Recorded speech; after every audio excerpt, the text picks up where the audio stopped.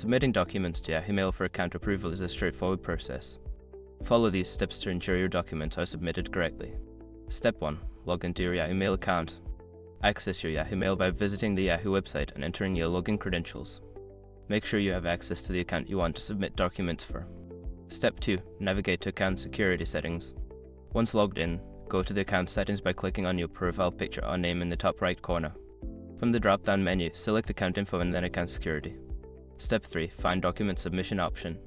In the Account Security section, look for an option related to document submission or verification. This may be labeled as Verify Identity or Submit Documents. Step 4. Upload your documents. Follow the prompts to upload the required documents. You may need to provide identification or other relevant documents.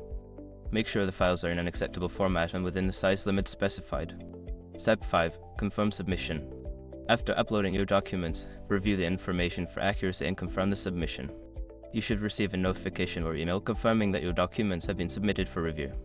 Once you have completed these steps, you can wait for Yahoo to process your documents.